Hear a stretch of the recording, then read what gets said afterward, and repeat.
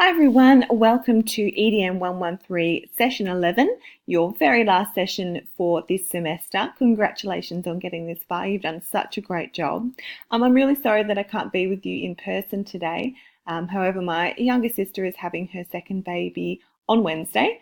So right smack bang in the middle of our sessions, and I'm looking after her other little one, so I couldn't be there. We had a bit of a vote last week for those of you who weren't at the session.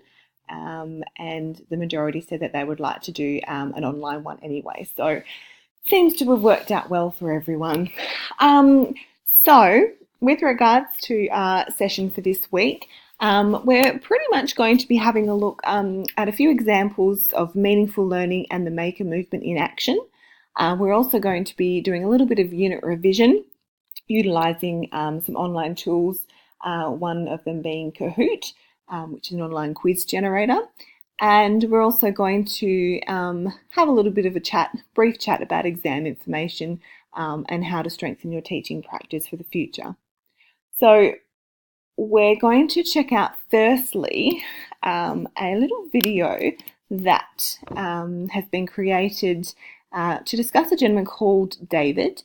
He's an 18-year-old student who has always loved Lego. He's actually built himself a prosthetic arm using Lego, which is meaningful learning in the maker movement in action completely. It shows his persistence, incredible problem solving, the creation side of it, questioning, adaptation, and so forth. So we're going to have a little watch of this one. It's only 2.5 minutes long, but it's actually quite an inspiring little video. So bear with me. Let's click on my screen.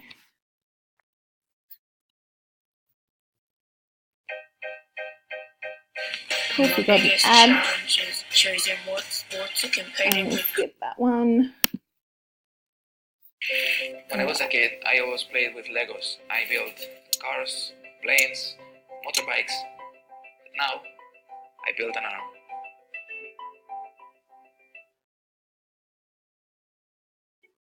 Meet David Aguilar. My name is David Aguilar. I am from Andorra and I'm 18 years old. When David was born, his right arm hadn't fully developed. This is my right arm. Growing up, it was quite annoying because I received a lot of commentaries like, oh, you don't have a hand or something like that. And while some would see this as a disadvantage, David is just a regular kid. He likes EDM. He goes by the name Hand Solo. Get it? He has an embarrassing dad. He goes to school. This is my school. And he can open doors with his Lego arm. So cool. Growing up, he was obsessed with Lego. So much so, he wanted to make it a part of him. Literally. I built my first prosthetic arm when I was 9 years old, and I built it around my hand. It started being a boat. Unfortunately, the Lego bricks weren't strong enough, and it wasn't for another 9 years till he would try again.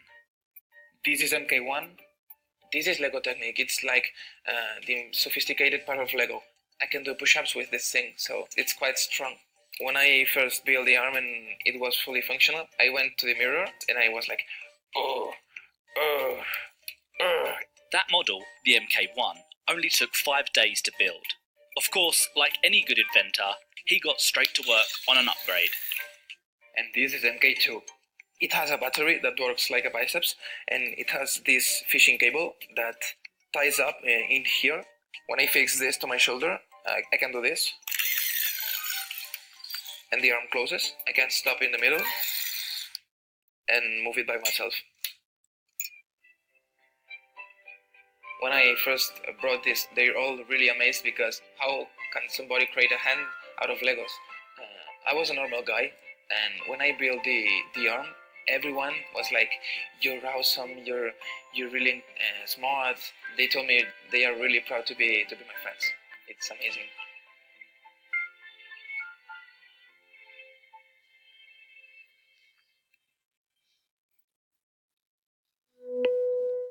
Okay, so that's an amazing example of the maker movement and meaningful learning in action.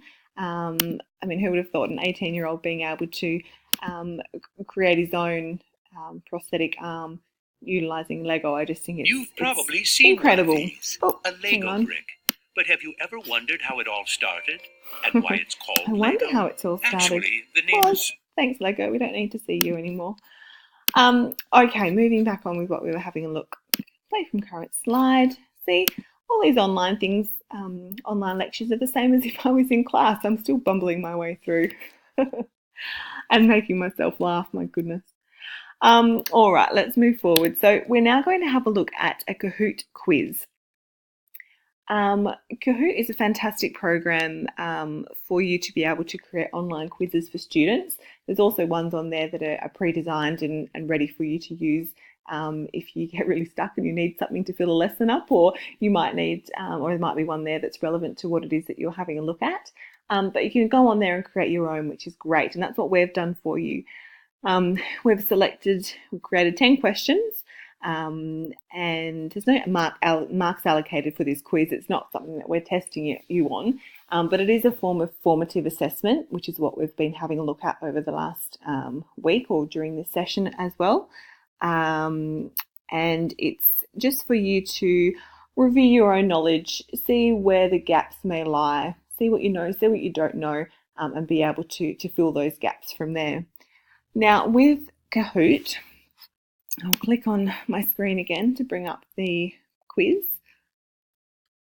Now this is a quiz that you need to generally play with a group.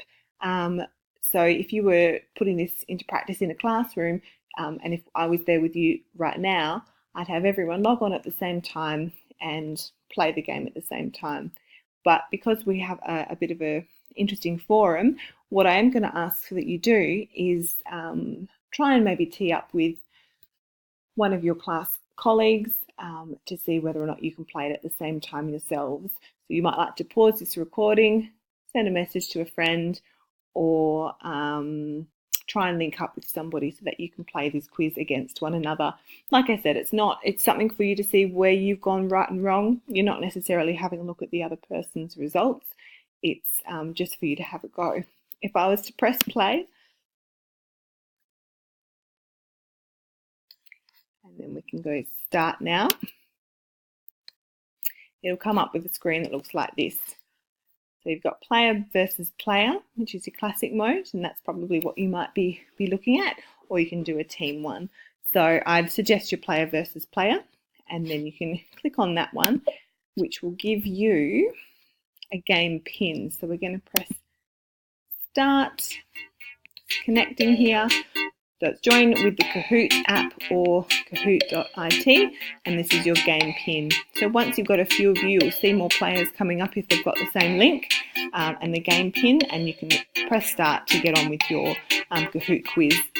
There is a way that you can do it individually without having to do it together, but as a preview mode, I think it is, and it's easier done on the app. So for the purpose of this, if you can try and tee up with someone else to have a go, that would be brilliant. The Kahoot quiz questions I will post later on in the day on Wednesday for you to be able to have a look at those correct answers.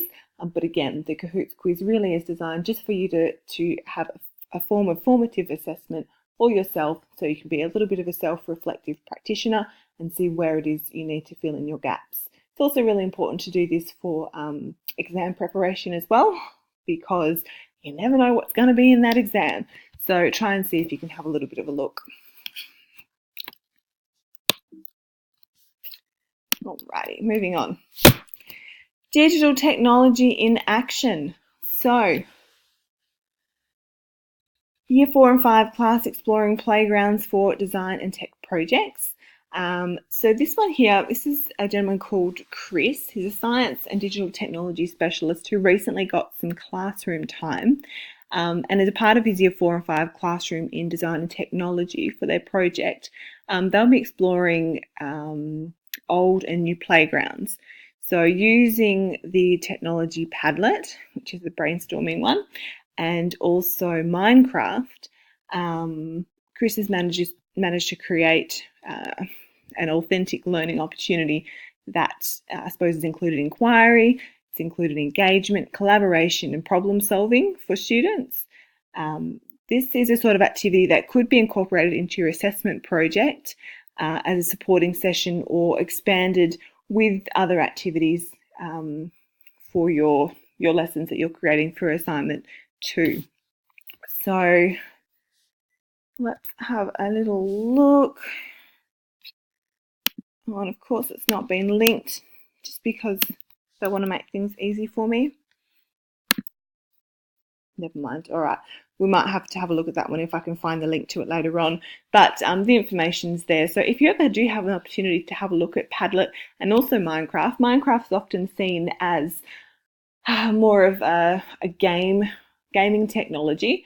However, it is actually really helpful in the classroom, especially to engage, and I'm going to be a little bit stereotypical here, I suppose, but especially when it comes to boys, engaging them in the classroom with Minecraft seems to, I suppose, whet their appetite as far as whatever the content is that you are trying to teach them, whether it is something to do with design and technology. If you're looking at mathematical concepts, I think Mariette had an example a few weeks ago with regards to Minecraft.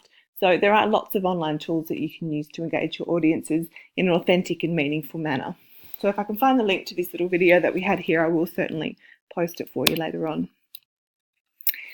Now, having a little bit of a look and a bit of a reflection, I suppose, on Part A for Assignment 2, the majority of you have already received an email from me with individual comments on your Part A, so your project plan. Some of you have received very detailed information because I have very high expectations of all of you, and I want you to do well, which is why I've taken the time to go through and give you quite extensive feedback. Some of you I haven't needed to, so if you haven't got a lot of feedback, it means that you're on the right track and it's looking really good. I'm really looking forward to a lot of the projects that you've created, and I'm sure that somewhere along the line I might even be able to use some of the sessions that you have created, because as I said, some are very, very good and very innovative and well thought out. Just a little bit of feedback and hints moving forward. This is just general for everybody. Can I please, please, please encourage you to double check that your links can be accessed. In our first lot of assignments, there were several people who decided to upload things to Google Drive, which is fantastic, and I would definitely encourage you to do that. However, I was unable to access the links and I had to request permission. So if I have to request permission, I'm going to have to start being a little bit more of a meanie and having to deduct some further marks. So please be aware of that. You don't want to have to lose any marks for something that's fairly simple to do. Make sure you've proofread your work. Again, it can be very easily done. Copy and paste it into a Word document before you upload it onto your blog, just to make sure that you haven't missed any spelling or grammar errors. Simple things like putting yourself a full stop and then having a capital letter after. Things that we should hopefully be getting our head around this far into the semester. So make sure that you're proofreading, even get a friend to have a look. The copyright access, again, make sure that you've created a Creative Commons license for your site. This was shown to you during session 10, I think it was. So just go back and have a little bit of a review on that, because you will be able to figure it out from there. It's very simple. If you get a little bit stuck, I've had a few emails come through. There is a solution to whatever problem you've got, so just let me know and we'll be able to figure it out from there. That same thing goes for photos as well. So again, last session we had a look at a little video that Natasha created about how to check whether or not you're able to use a photograph from the internet. So again, please refer back to the slides from last week. Also, something for you to consider is I want you to think about creating it's not a website, it's a blog. So creating your blog to be a resource for another teacher. So you need to include everything that you would have to help run a lesson. So I had a few emails about, do I need to include a rubric? If you're doing peer assessment and so forth, absolutely. If they're peer assessing, please include a rubric. Whilst it's not explicitly stated on your assignment guidelines, you are encouraged, of course, to put in a rubric there, whatever's going to make it really easy for the teacher to be able to run that session or that series of sessions. So remember, you need to include the curriculum number and the link. So when you go onto the